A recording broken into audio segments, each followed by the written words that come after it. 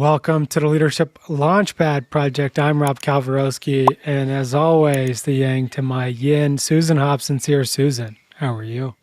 I am so fabulous on a Friday because that sun is pouring in my window and I am just a couple hours away from hitting that sweet 400 that takes me into similar spaces that Rob is in right now. I can't wait to get up to my lake house this weekend and totally unplug from this concrete jungle. So I'm feeling really good. How about you, sir? How are you feeling today? It's been a long morning, but we're actually going to check out some properties down here in about an hour and a half. So we're going to check that out and see maybe if this is going to become more permanent. This is exciting. I'm sure it will be, but we'll see. So either way, we got to start off with a quote here. Oh, yeah. And I have a Swedish proverb. Ooh. And it says, rough waters are truer tests of leadership. In calm water, every ship has a good captain. And of course, we have a special guest with us, an Olympic gold medalist in the slalom canoe and a performance coach. And actually, outside of Joe's window, he has the course literally that he won the gold medal at in Barcelona. And so that's our special guest. Joe Jacobi's with us. Joe, how are you? Hey guys, it is so great to be here and in the conversation. I love it. And by the way, I know Costa Rica is a big part of the backdrop, but I got to say, Susan, when you mentioned heading north out of Toronto, I should say as an athlete, the first World Cup race that my canoe partner and I ever won was in Minden to the north of Toronto. And it was one of the most popular favorite stops on the whitewater circuit. I mean, there are these two lakes with this really amazing whitewater section of whitewater rapids between two lakes. And it was a really difficult course. And I remember it was 1 week after the World Championships in 1989. And we went up, we had a good race at the World Championships. But the next week, we really went and had a good race, and we won our first World Cup race up in Minden. And that really kind of got the ball rolling towards the 1992 Olympic Games for us. I love it. Yeah, you see the method to the madness in terms of heading up north, right? To cottage country. There's so much to do on those lakes from a water sports perspective. I want to rewind the game tape, though, for our audience, and I want to hear about where your aspirations for the Olympics began. When did you start dreaming about that? Well, it's funny. So I love that today in canoeing, whether it's in Canada, the United States, anywhere in the world, a young person can see the sport of whitewater canoeing on TV, on YouTube. They can be at a race in a city like Paris or a city like London.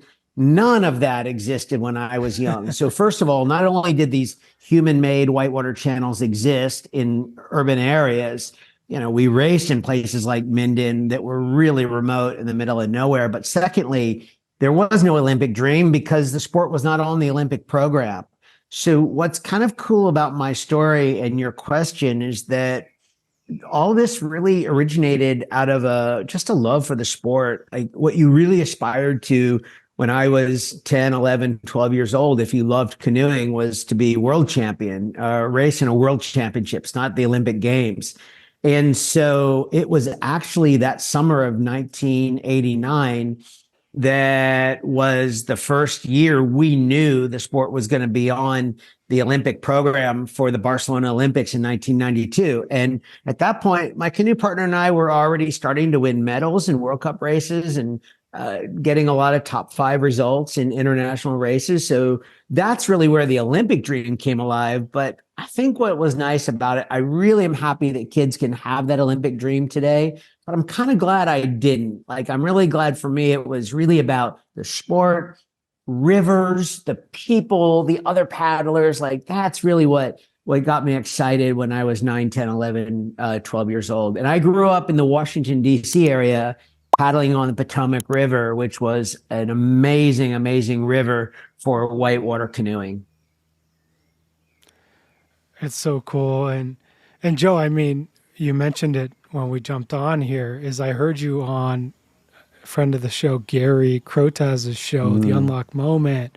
And there was something you said on that show about steering towards the rocks. And for folks out there, Joe has a book called Slalom, 6 River Classes about how to confront obstacles, advance amid uncertainty, and bring focus to what matters. And can you tell us, just elaborate for us, what do you mean by steering towards the rocks? Yeah, I love this. It's so counterintuitive. And so first of all, let's put ourselves in the river. I go back to that first quote that you recited at the top of the show, that, I mean, the exciting part of life exists out in the middle of the current. That's where the rocks are. That's where the unpredictability is. That's where the crashing waves are, the turbulence, and the rocks. And what happens is, especially when we're younger, I think we're kind of pretty excited to confront that and take risk. But as we get older, in our kayaks of life, as we navigate the river of life, we tend to start to creep closer to the riverbank and the shore. And we think like, oh, it's a safer place to be, but it's actually a really unenjoyable place to be, because you have these little shoals on the side of the river. It's really shallow. Your boat is dragging over rocks. It's just not a nice way to go through life. But it's also kind of scary, because out in the middle of the river, you feel like you're giving up control, and you have all this moving energy. And then you have these stable objects in the middle of the river called rocks. And you're like, oh, I don't want to hit those rocks. But here's the thing about rocks in the river and in life. Rocks are not what happens actually scientifically, just from a fluid dynamic standpoint. Water flows onto a rock, kind of bubbles up on the top, on the front surface of the rock. It's a solid object, so water can't pass through it. So the water gets a little bit bubbly and boily on the front side, and then it's just energy that releases around the side of the rock. And so what happens is that the water just beside the rock is often moving faster and more cleanly than anywhere else in the river. And let's say that you want a resting spot in the middle of the river, like a calm spot, because water can't pass through a physical object, a stable object. It creates a calm spot on the backside of the rock called an eddy. And so you can use those eddies to take a rest, to change directions, and ultimately just make a fluid transition. And so instead of hovering on the shore where you're kind of bumping over these rocks, now you're out in the middle where you're realizing that not only are you aiming for the rocks, but you're going to find faster, cleaner water to work with. And what you see is that the rocks aren't so much an obstacle, they're just a redirect of the river current. And when you start to see the rocks of life the same way, that's where we learn. That's where we grow. That's where we make improvement. And yes, there can be risk of, bumping into the rock, but more times than not, it's like, just think about the difficult conversations that you've had to have in your life. Do you usually feel better or worse after they're over? You usually feel a little bit better. Like there's a sense of relief about it. It's because you confronted the rock. But as we get older, we often start to convince ourselves that it's more safe to stay away from those rocks. So that's why we want to aim for the rocks. I love this already so much, Joe, because, we are athletes here at Team Elite, and we love talking about the parallels between high performance athletics and high performance leadership. And so we're talking about this already in the metaphoric way, right? These rocks are a metaphor for the adversity that we experience in life. How do you see this showing up in the leadership space? What's the parallel here so we can help our audience see it? Well, yeah, I think whenever I'm in a conversation with a client, like I think I'm always looking for where the resistance is. And you know, often a client will say, I want to do X. And I just ultimately like go the other way and say, what are they, what might they be avoiding, or ask about, you know, really dig into what we, not really where we want to go, but what might we be avoiding. Might be nothing, but I think it's interesting. But ultimately, I'm really trying to pay attention where they're navigating the river currents of business and where they are, and you know, what kind of values and what kind of mission, what kind of strategy they've set up for their organization. And are they really on the lines through the river that are actually consistent with the mission, value, strategies, or are they kind of hugging the shorelines and they're just playing it safe?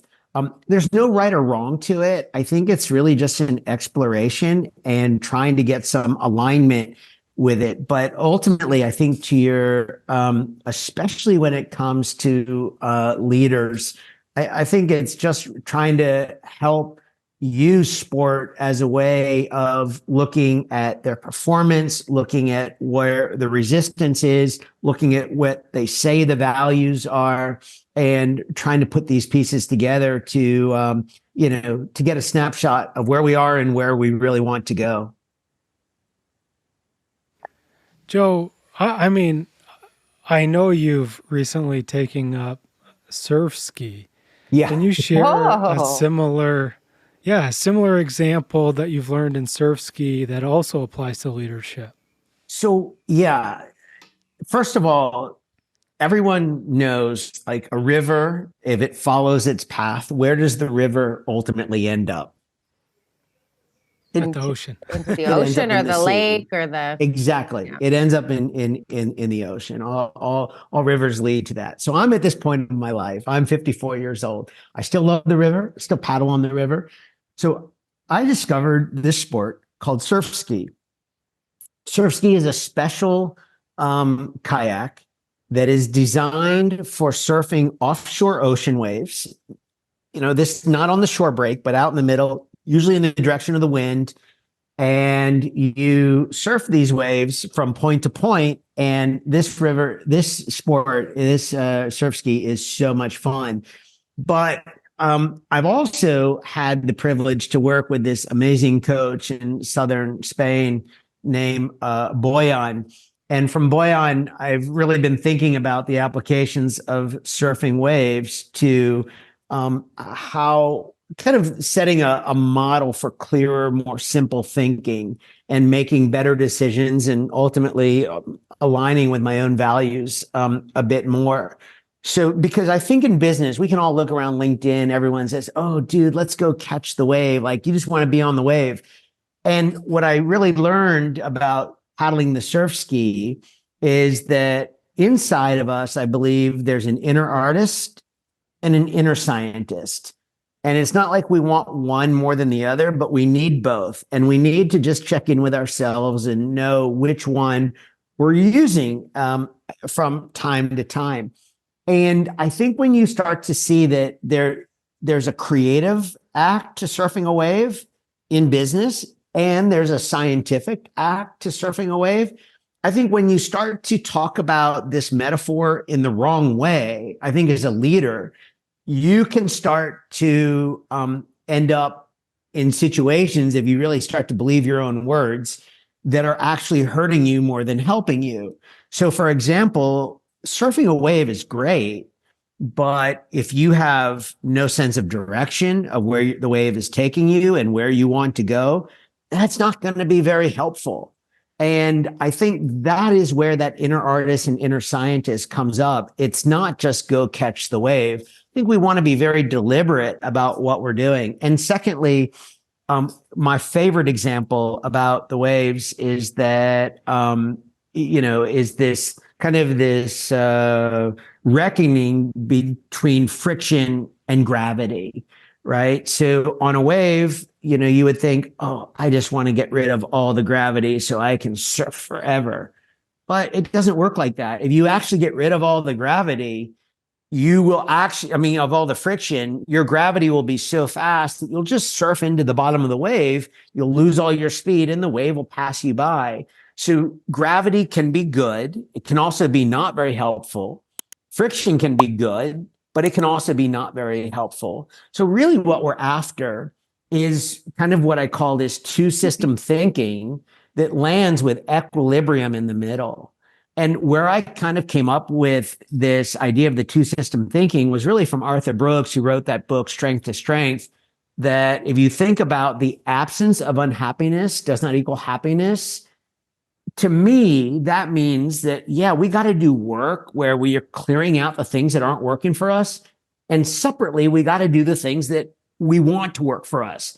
It's not like you get rid of one and all of a sudden good things are going to come your way. It's two systems. It's system A and system B. It's gravity and friction. It's artist and scientist. That's what surfing waves has really kind of brought forward for me when I think about leadership.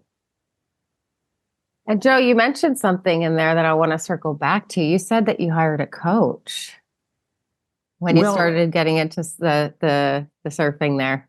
Yeah, so it is actually a really funny story, Susan, that the way I grew up in canoeing, initially when I was a kid, the canoe club had free coaching for the kids. And then I started to get good results at a pretty young age. So the federation started to pay for coaching. And I kind of went through this whole career. And then I won the Olympic Games at a young age. I was just never a part of this private coaching crowd. Like I always had coaching available to me in canoeing.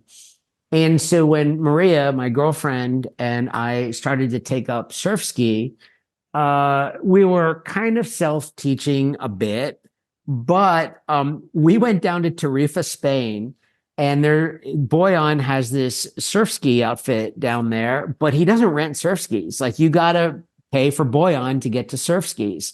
So I'm 50 at the time, I'm like 52 years old. And this is the first time in my life, like I've paid for canoe coaching in my life. And you know what?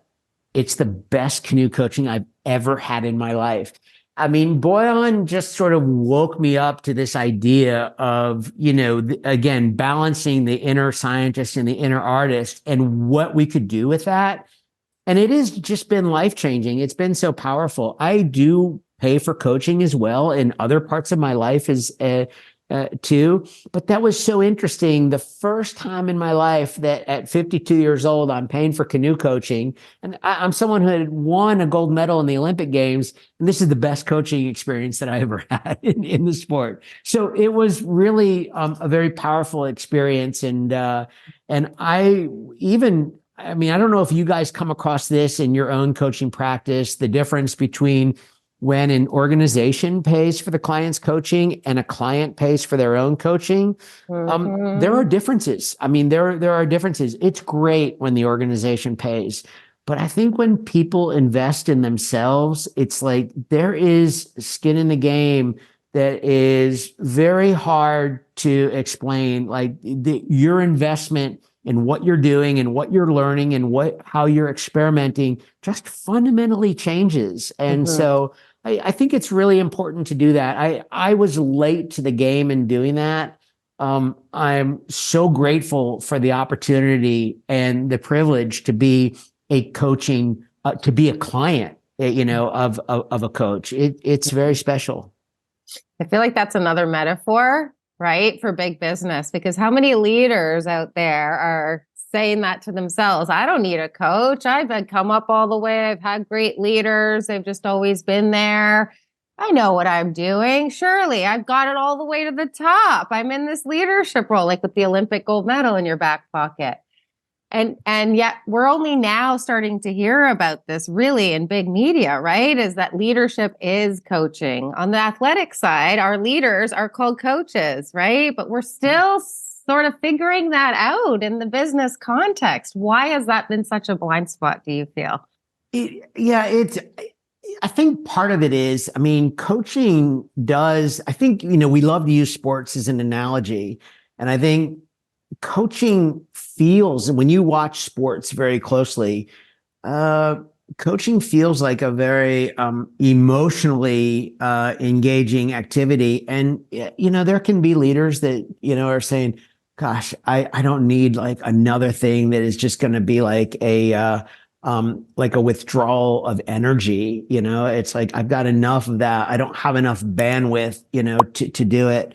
But it is, of course, I mean, when you're involved in it, whether as a coach or a client, it's a short-sighted view. I mean, I think once you're in it, it's amazing how not only as a client do you get something out of it, but my whole thing in working with Boyan, for example, was that I got a lot of insights about how I could coach better.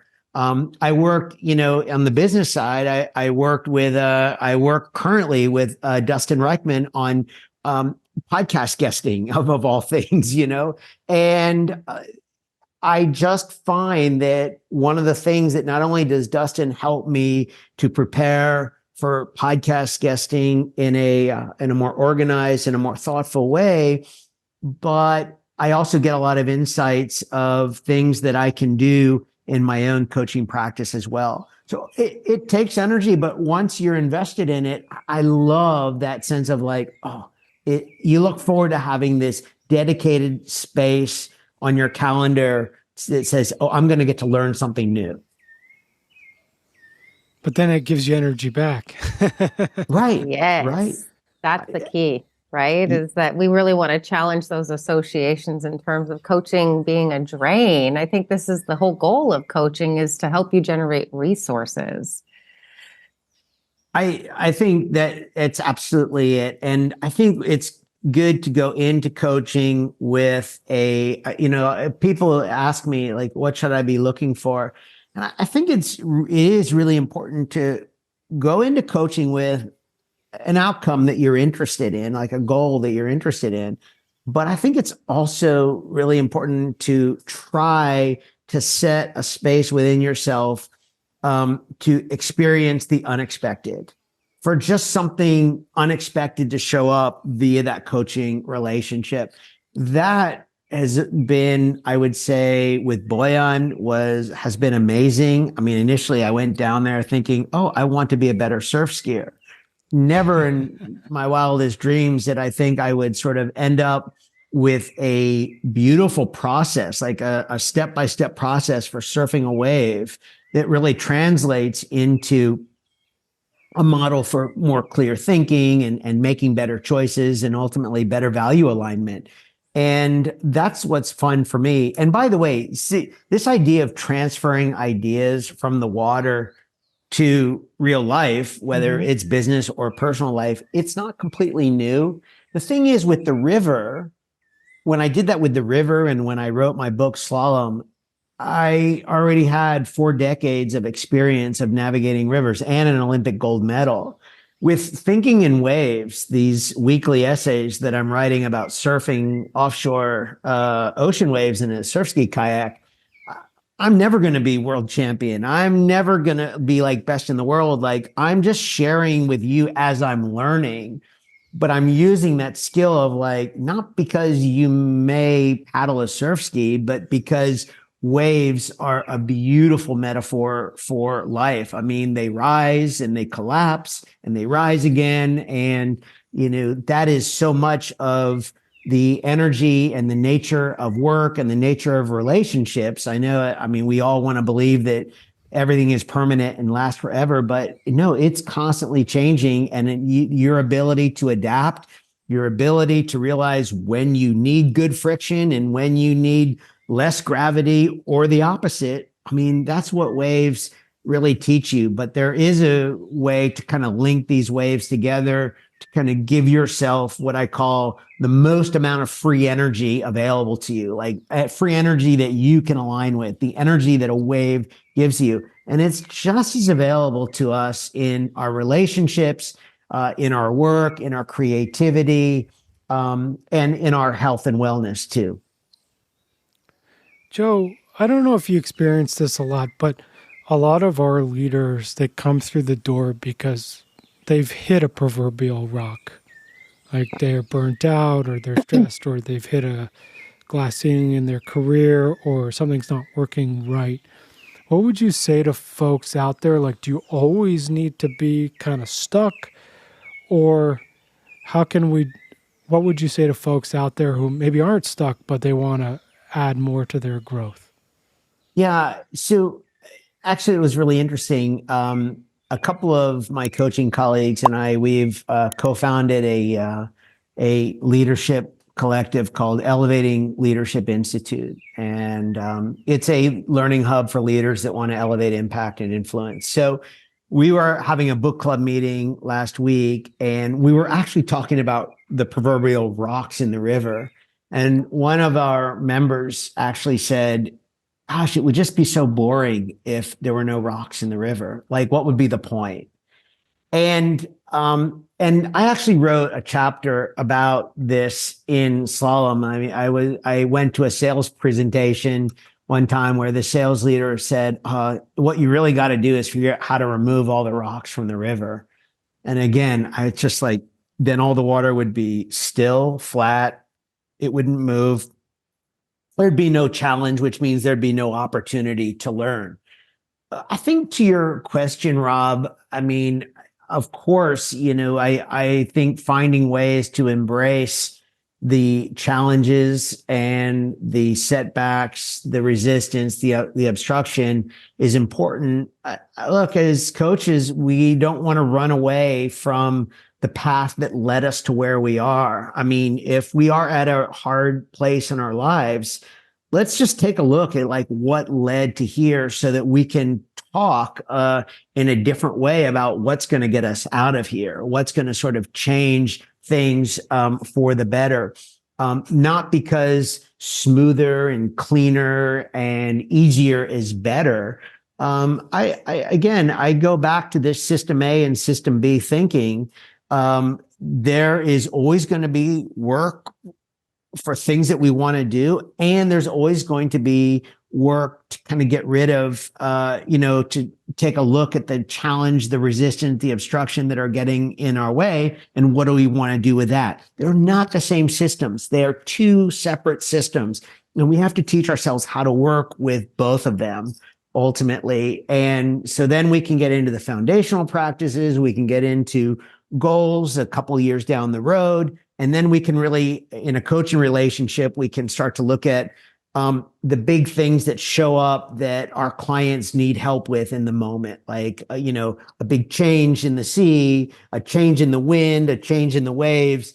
Oh my gosh, we have to have a series of pivots or hard conversations. I think that's what the way I tend to think about this in setting up better conversations with clients. Love it. Joe, you mentioned something a second ago that I want to circle back to that you said was a complete and utter game changer. You said it was when you really started to think more deeply about the artist within and the scientist. Yes. I know I work with a lot of leaders who cannot connect with that creative aspect of themselves because they just don't consider themselves to be a creative. And I know a lot of scientists who feel the same way in terms of, or a lot of creatives rather, that feel the same way about not being left-brained, right? In their scientific capacities. How would you suggest that our leaders, how are we able to access those parts of ourselves if we just don't identify that way? Well, I think I love the question. And so I'll very quickly share my story in surfing with Boyan and how this played out. I wrote about this in the very first edition of the first chapter of Thinking in Waves, which it's a Google Doc, so I could share this with everyone as well. But we were in Tarifa, and I always saw surfing as this creative act. And I'm a creator. I lean towards that. And I remember Boyan talking about this 7-step process to surfing a wave. And I just had this reaction to like, dude, that sounds horrible. Like, I just want to enjoy surfing the wave. Like, it's going to feel good. And this led to a conversation, and Boyan was kind of asking, like, what's the resistance? Like, what are you really worried about losing in the creative side of surfing a wave? And I just said, well, that's it. Like, any time I'm not spending on creating, it's like I'm losing something. And he said, look, the whole idea of having a step-by-step process is not to overpower the artist. It's to help the artist. It's to let you know where you are in the process at any given time. It's to help you if you fall off the wave, is to realize what step you fell off the wave on so that you can get back on track a little bit better. It's just context. That's all it is. So that ultimately it sets the framework to be a better creator. And I'm like, okay, I need to give this a chance here. I need to give this a real opportunity to work. And that's what I've done. That's what really got me so excited about writing about this and applying the 7 steps of surfing a wave to work and leadership and coaching and life and creative and how it all works together. And like, I don't necessarily see myself as a scientist, but I am much more open to my inner scientist now. And I accept that there's something inside of me that's trying to help me be a better creative. It's all in the language, right? You accept that there's a part of you, right, that wants to create and believes that it can be a better creative when you access this other part of you that maybe you weren't necessarily relating to before. Right. And you accept that the two coming together is what is actually going to be able to help you reach that goal. Right. I mean, art by definition doesn't have to be this complete abstract. Right. Like you can put, some scaffolding around it and you can create beautiful things with that and vice versa. I mean, it's just like we get so locked into the numbers, into the metrics, into the data. I mean, I have this other side of me. I'm a 5-day-a-week runner. I was an Olympic athlete, so I used to have data and metrics coming at me all the time. And 5 years ago, I stopped using all technology on runs, all technology. Now, I wouldn't recommend that for everyone. I think I'm a unique kind of circumstance in that I was inundated with data and feedback through my sport. So now I don't want it. I just want to listen to my thoughts or listen to nature, and that's it. Having said that, I think that data, feedback, metrics has been presented to us as almost in an addictive form. Like it can just dominate everything and you can lose the joy in the process. It's like, if you're out there hiking in the woods, in the rainforest in Costa Rica, and you're out there counting steps, what beautiful bird might you miss? Or what beautiful leaf on the tree, might you miss? Because you're thinking about like, how many steps am I getting? So I think that there's a real balance that, a reckoning that's sort of happening inside of us. And so I just always ask people that are running a lot and using metrics, like, what would it look like to kind of shut down that like one run a week? Or I like to ask sales leaders who have these dashboards on their screens all the time, what would you do if we shut down those dashboards? If you shut down all technology for, half a day a week. And the answer is, I'd probably check in with my team, or I'd just get on the phone and call our best client and ask, how are we doing? And I'm like, well, why do we need a dashboard to tell us to do that? Or need a dashboard to fail to tell us to do that? We don't. But that's where the awareness piece comes in. And that's where, we have to manage this relationship between, the scientist and the artist. I love it.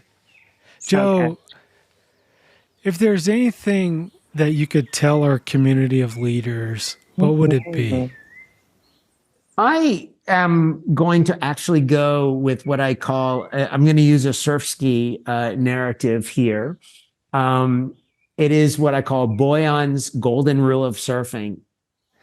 And that is surf the wave you're on to the best of your ability. No matter what you want to do, even if you want to get out of the situation that you're in and you want to completely change directions, don't give up on the wave that you're on because you think you don't like it. That wave represents energy.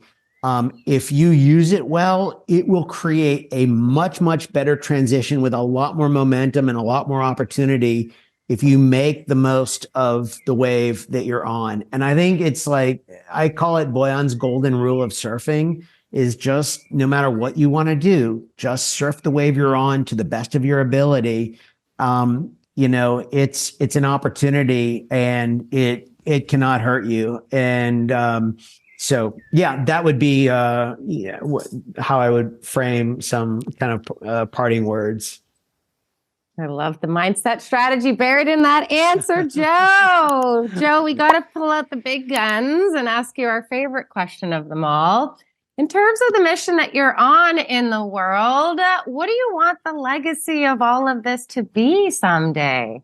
Yeah, it's a really funny question. I know you guys asked this, and I'll be as respectful as I can in the answer. I don't think about legacy very much. I think the best way to ultimately do good is to be present in the moment I'm in and do the best with what I've got in the current moment. And if I keep doing that, there'll be a time where I'm not here. And if my work was worth building upon or sharing or doing something good, like, it'll find its way out there in the way it's supposed to. But I can certainly look at my own work right now, and I can look at some of the mentors whose work I've picked up on and developed. Like, that's what I think good art is about. It's kind of taking and expanding upon ideas. I hope I'm building something that is worth building, that someone else sees worth building upon as well. So that's really the way I kind of think about legacy. Is just it's almost a prompt, Susan, to get more present and do the best with what I have in this current moment. Ride that wave to the best of your ability, right, Joe? I love that. Thank you. Like, it's the same thing. Like, right? That was beautiful coaching. Awesome. Yeah. Way to go. I see the through line in you, buddy. I see it. Very nice. Well done. Yeah. And for folks out there, if you want to connect with Joe, obviously, Joe Jacobi on LinkedIn. I've dropped that in the podcast notes, and you can check out his website, joejacobi.com. And that's where you can sign up for the newsletter, Thinking in Waves. And so obviously that comes out is it weekly or biweekly? I forget. I've been writing it weekly. Yeah, I've been no shortage of ideas from the waves, and it's like I'm kind of slowly working through the 7 steps, but a lot of interesting material kind of comes up, and that's what's so fun about it, Rob, is sharing these ideas in a way that are helpful to people right now. And this is something that I learned after the 1992 Olympic Games, was that in a sport like canoeing, where kids are not going to their PE teachers and checking out canoes and kayaks for a recess, you have to find ways to take these almost nearly obscure activities and say, why should this be interesting to other people? Why should they care about it? And yeah, this is something I started to work on and think about when I was 22 years old, just literally days after winning the Olympics. And I've been doing that for 32 years. And now I'm doing it with the waves, and people seem to enjoy it. I don't think they enjoy it as much as I enjoy it, but I'm really glad I had a coaching call the other day where a client just framed the entire conversation in their current situation by talking in waves. They were talking about momentum and friction and gravity, and it was just, I was blown away. Like, I didn't prompt it at all. They just brought that into the conversation on their own volition. And I was thinking to myself, okay, this really seems to be getting a little bit of traction here. They're making it their own, which is really special. Yeah. That's amazing. And that's part of your legacy, Joe. And obviously, for folks out there, if you want to connect with us for any one-on-one coaching, leadership development programs, keynote speaking, and more, head on over to elitehighperformance.com, and also hit subscribe to Leadership Launchpad Project on your favorite podcast platform. And if you liked this episode as much as we did, send it to any leaders in your life. Susan, where would you like to leave our listeners with this week?